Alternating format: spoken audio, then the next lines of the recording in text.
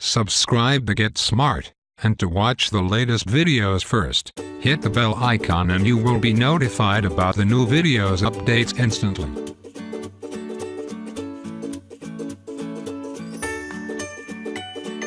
So, what's up guys? Rick here helping you to master your technology. iPhone SE versus Galaxy S9 Plus. Speed test, let's go, and booties up at the same time, in 3, 2, 1, and see which one will get there first. Now this video comes off of the request of many, who said well, that's just because you were facing against the smallest, and I'm put it against S9 Plus. Any other day video, where the SE won some areas against the S9, but I don't think it was overall the faster phone. But at the same time, the people were saying that the Galaxy Alliance to push way more pixels. It's not really fair, and the SE actually boot up first, over the S9 Plus Snapdragon 845 edition, and people been saying, well use the X, model here. The Snapdragon 845 is a beastly chip. This has 6 gigs of RAM, still lost out here, on the boot up test. That's funny because these smaller S9 did not lose on the boot up test, against the iPhone SE. Okay, couple of things before we get going. iOS 11.3.1 latest version on the iPhone SE, 11.4 coming soon over here. For the Galaxy S9 Plus, this is Samsung's 9.0 experience. There hasn't been no updates. It's Android Oreo, but I am rocking this thing down to 720p, to make this more fair against a super low resolution. The iPhone SE went on the boot up test, but not here, on the fingerprint. There's no way. Yes, he's gonna win on this one, and you're gonna see, right now. 3, 2, 1. And you can see the S9 all day just has the faster fingerprint, and that actually is quicker when you do put the animations down. But I'm not gonna do that here for this video, but you can see S9 all day, so it's 1-1. So far, the iPhone SE definitely is slower, much slower in fact on the fingerprint. First General Touch ID cannot even compete with Samsung's rear-mounted fingerprints. So, it's 1-1 here, so far. Okay, so I want to go ahead and see which one is faster, on the lock screen with that camera launch. So let's see, which one can open at first. That looks like the SE. Let's go ahead and do that one more time, just to see which one can actually get that photo first, and that's the iPhone SE. So, let's go ahead and see if this is faster than quick launch though. If you have the lock screen on the Galaxy S9, 3, 2, 1, and you can see it's still a little bit faster. What about unlocking it with the quick launch? 3, 2, 1, and you can see it's still even faster than the quick launch. So this is 1-2 the iPhone SE. So far okay, so we have arrived at the application portion of the speed test. We are gonna run these stock apps first, or the regular apps, and then we are gonna run some social media here. But we're not gonna go into the gaming for this. We are gonna do that separately. Let's go into calendar. You can see that's the Galaxy S9, now coming home again with a capacitive home button. That's always quicker than a physical touch. Let's go into the calculator, and you can see that's the S9 again. Let's go into the clock, and you can see that's the Galaxy S9 again. Let's go into the App Store, and you could see Galaxy S9 Plus again. Let's go into Instagram, and you could see S9 Plus load stuff again first. Over the iPhone SE, let's go into the Twitter round, and you could see Twitter. It's first there on the right over the iPhone SE. Let's go into YouTube, and YouTube loads up content first. On the right let's go into the Snapchat, and you can see Snapchat on the right once again. So the SE has won no rounds here. Let's go into Pinterest. You can see Pinterest again on the right, so no comparison here. with these apps eBay, and you can see, that's the S9 again. Let's go into Amazon, and you could see that's the S9 Plus again, over the SE, so SE losing every round here.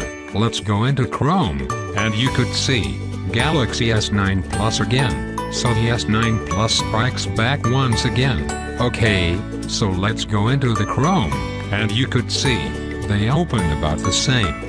This is just a multitasking round, that's the S9, let's go to eBay, that's the S9, a little bit faster Pinterest S9 loading things up quicker, on the multitasking, and then, we have the SE there, let's go into YouTube, about the same on that one, let's go into the Twitter app, and it's about the same there, and let's go into Instagram, and it's about the same there.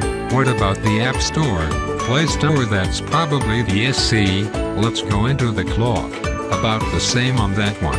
Let's go into calculator, and you can see, there's really no differences here in the multitasking. They are both loading up the apps, no problems, so we're just gonna call that a draw. Let's get on to the next round, which is gonna be the gaming round. Okay guys, so let's go ahead and run a gaming round. So, what we're gonna test here is to see if the SE or the Galaxy S9 Plus does better in the gaming. Now apps are closed again. Let's go into Tekken now.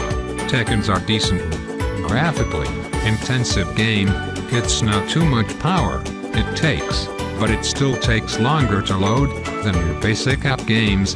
So, you can see, it looks like the SE is ahead here, and about to get into the game, and that's the SE, so we're ready to fight first. On the left, and there's the S9, so, here's where pretty much every iPhone is ahead, and that's the gaming optimization. Let's go into Dead Trigger. Even the A9 CPU is still better than a Galaxy S9 Plus. Here to load up a game and even play it, it's even smoother when you're playing it. So you know Android devices and Samsung devices don't get quite as well as an iPhone. Let's go into the Subway Surfers here, and let's see which one could load this first. And it's SE again, so this just happens. I did this multiple times before doing this test. It seems to happen every time. Sonic. Yeah, let's see which one can play first, and you could see they are pretty close here. On this one, maybe we'll get a win here. No, that's the SE again.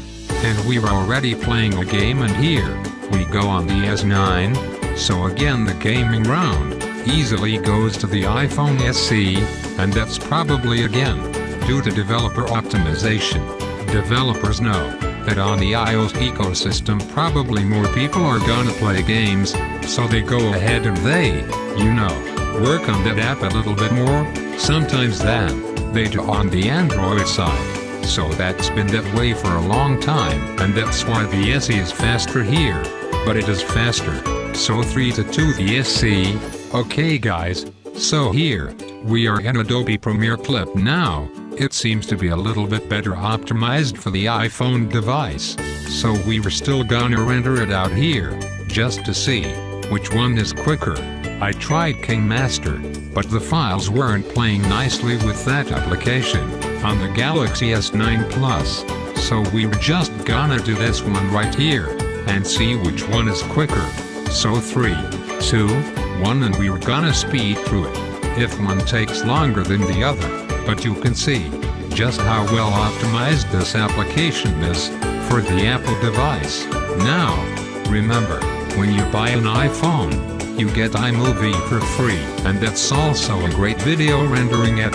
So I think, if you're gonna be video editing, any iPhone is kind of better than Android, although you're gonna have to wait a little bit of time. You do have a nice big screen to operate here for the Galaxy S9 Plus. But I mean, it's just night and day faster when it comes to rendering a video for an Apple device. But you do run into some issues when it comes to you now getting the files onto an iPhone device and things like that. So that's questionable whether you want to do your video stuff on an Android device or an iPhone. You're basically paying for speed and optimization, or flexibility.